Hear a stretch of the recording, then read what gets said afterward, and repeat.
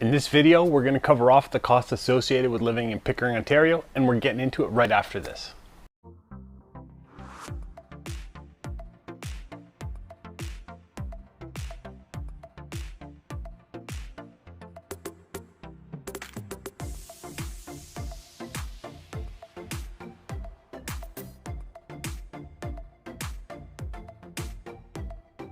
Hey, what's going on? My name is Brad Gates with Right at Home Realty, and I'm a local realtor here in the Durham region. If it is your first time to the channel, be sure to subscribe and hit that little bell. That way you're notified each and every time I do post a new video. In this video, I'm going to be covering off the costs associated with living in Pickering and what it's like and what's going to cost to eat, sleep, play, live, work, everything right here.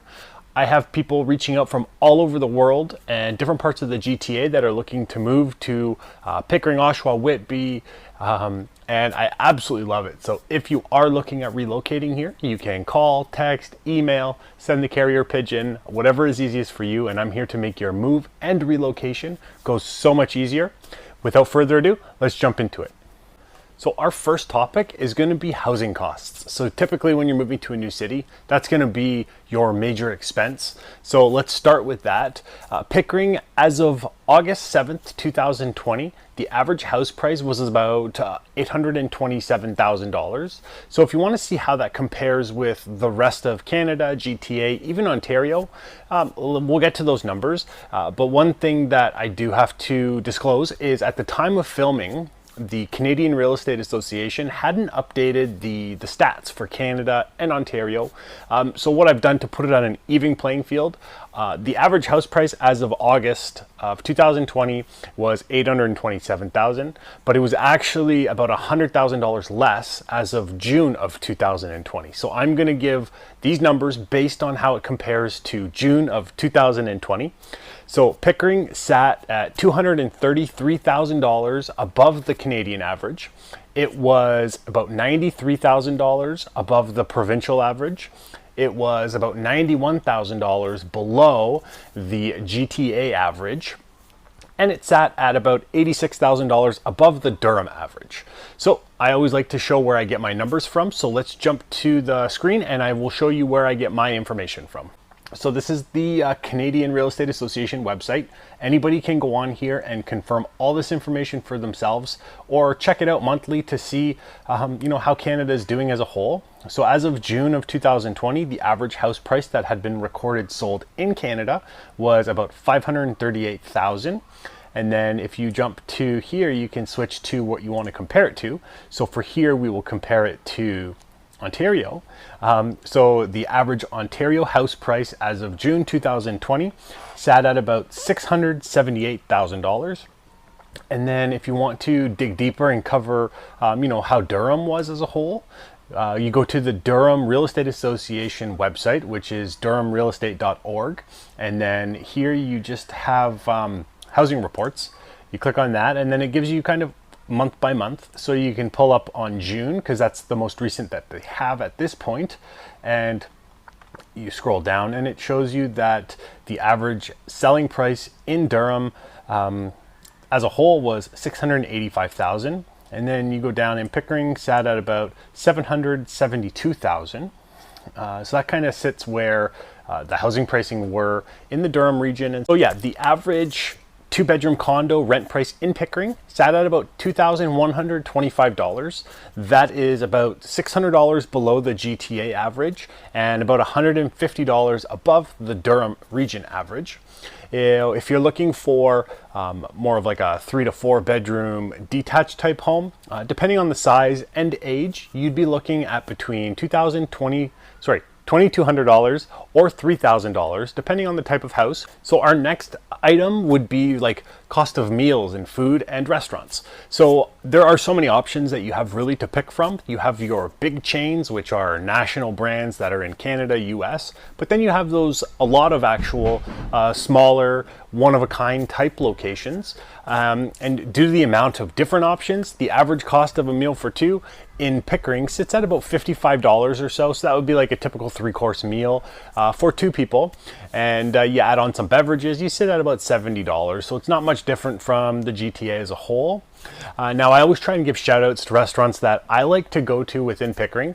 And so I live in Whitby, and every time I'm feeling like the West Indian or the island type food, I go to a place. It's called Island Mix Restaurant and Lounge. It's located on Brock Road, just south of the 401.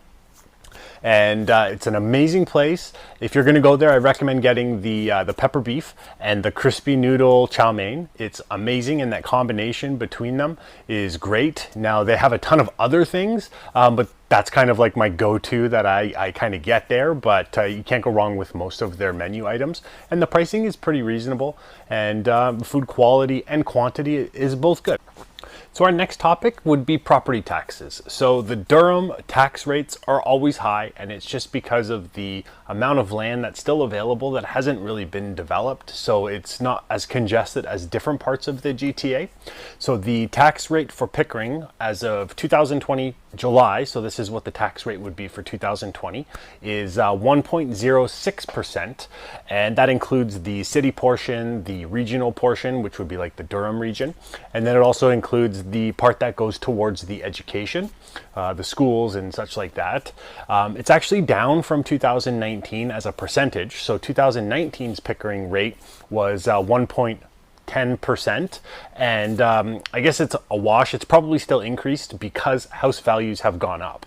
So the tax rate has come down, but the house values have gone up. So that kind of does affect things.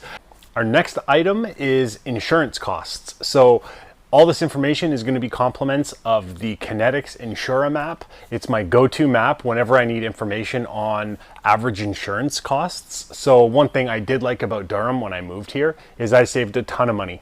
I came from Brampton, which is, you'll see on the map, it's labeled as red. And then I moved to the Durham region where most of it's kind of green, and you'll see different colors in there as well. So let's jump on to the Insura map, and then you can kind of see the different insurance rates within Pickering as a whole. Okay, so you see here, so this is all of Canada really. And then most of it's green. So like if you're in the outskirts, your insurance rates are going to be dirt cheap, in and around like $1,000, $1,100 per month, and per year. And then as you get into the GTA, you can see that the colors kind of change quite a bit. So you see a lot of red in here. So Brampton, this is where I was born and raised, and my car insurance here was very high, especially when I was younger. I was paying over $300 a month for car insurance. And then you get into different other parts of the GTA. So you have some orange here, which is between $1,800 and $2,050. And then you get into the Durham region, and you'll see, so Pickering is the orange. So they're not the cheapest. They sit at about $1,800 or so per year. And that's averaged on one vehicle's kind of car insurance. And it just gives you an idea of the insurance there. So that, but then you go to the like more on the southern side of Pickering, and the rates are under $1,800, so it's about $20 cheaper. So I don't know if that's a deal breaker for you between South Pickering down by the water, or if you want to be more in the central, it will cost you $20 more a year if you do that. I hope you enjoyed the insurance map that I just showed you. So our next point is transportation. And so I'll start with gas, because if you are commuting, this is going to be important to you. The gas price right now, as of August 2020, is sitting at about $1 a liter. So I filled up yesterday at 99, but it was like down a penny, so I filled up. And so that's kind of what the gas prices are right now. Typically, like this time last year, we sat at about $1.20 per liter. So with COVID, everything that's going on, the gas has gotten cheaper. So I'm just assuming once everything goes back to normal, the gas prices are going to climb back up to that $1.20 per liter that we were seeing last year. If you are going to be reliant on the Durham transit system, the costs associated with that would be $3.25 for a single trip if you're an adult, or if you want the monthly pass, it's $117. If you are a youth, so that's between the ages of 13 and 19 years old, a single ride ticket is $2.90, and then a monthly pass would be $93.50. If you are a senior, so you're over 65 years old, a single ride bus ticket would be $2.15, and the monthly pass for that would be about $46. Children under 12 years old are completely free, so that's kind of a benefit. So if you're going to be reliant on the GO train or GO bus, and you were going to be going to Union Station every day, not every day, but 5 days a week for work, the single ride ticket for the GO train or bus is $7.91. And the way they did it, they used to do monthly passes, and I'm not sure why, but they kind of switched it over. So when you are going there per month, they kind of have it where from trip 1 to 35 is $7.91. And then from trip 36 to 40 is $1.07. And then for any trips over 40, it's free. So if you did that 5 days a week for 4 weeks of the month, your your total cost for the GO train per month would be about $316. So it is fairly affordable, especially you don't have to pay for gas.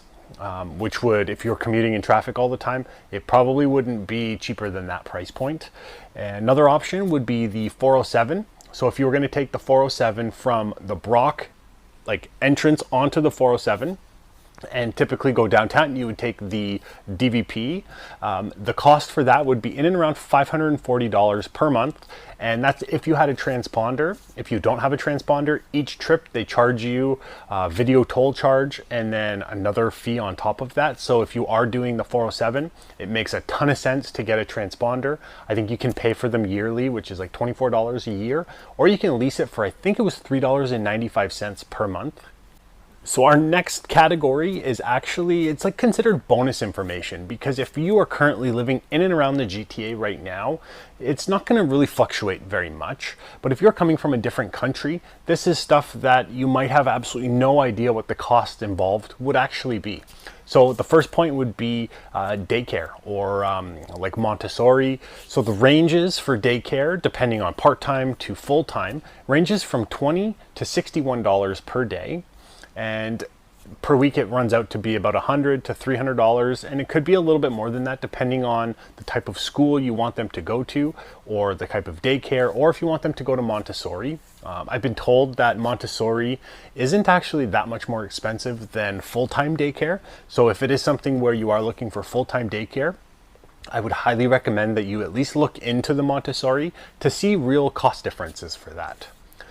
Next real pain point, I guess we would call it, is the utility costs. So here we have three main utilities that we would be paying. There is Enbridge, which is gas, and then there is electricity, which is Alexicon, and then there is water, which is Durham Water. So we'll start with electricity.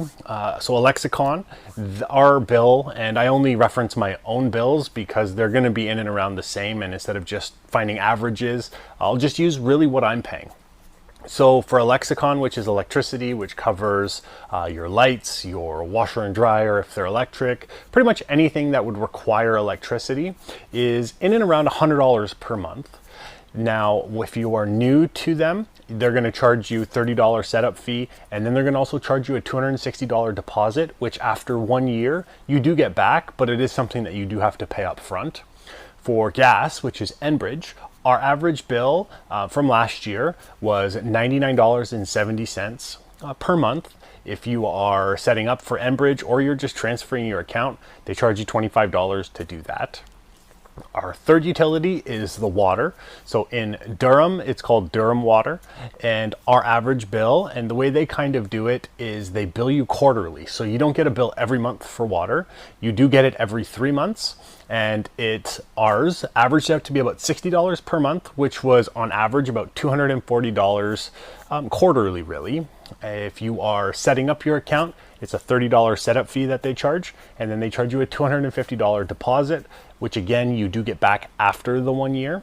There are ways around to get the deposit waived, but it's pretty much you have to provide a letter or document from whatever water you were using now. So if you were coming from Toronto or Peel or Halton, they would have their own water company. You can go request a letter from them that says that your account is in good standing, and then they will waive that deposit.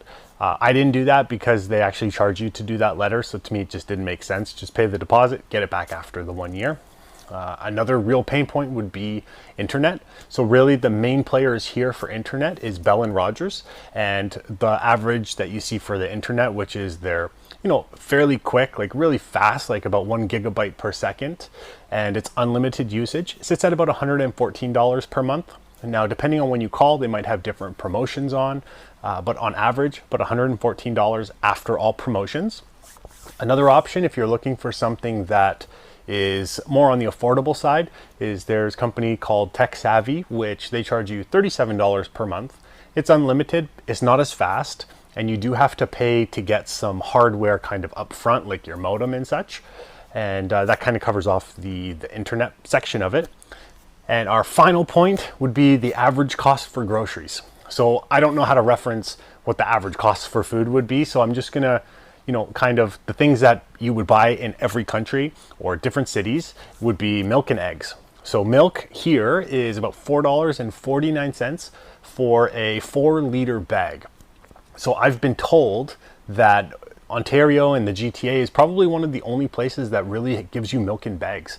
In most places it's in jugs and it comes in 1-gallon sizes, where here you actually buy, it's a bag of milk that has 3 separate bags inside of it, and it's completely different. But I was born here, so I'm so used to it that to me having milk in a jug is weird for me. The egg price, we're sitting between $3 and $5 per dozen, depending if you want free range or normal. There's a huge variance in that, but on average between $3 and $5 per dozen. Well, that's all for this video. I hope you liked it. If you did, hit the like button. It lets me know people are enjoying the content that I'm putting out there. If you know of other people that are perhaps considering moving to Pickering, Ajax, Whitby, Oshawa, even different parts of Toronto or Peel, maybe share the videos with them, because it's just a matter of time before I've covered all of the GTA. And I have people reaching out from all over the world, and I absolutely love it. So if you are looking at relocating here, you can call, text, email, send the 3-eyed fish, which if you've watched my Pickering pros and cons video, you will catch the reference to that. It's a Simpsons reference. Spoiler alert. I guess I should have said spoiler alert first. Thanks for watching, and stay tuned for future videos.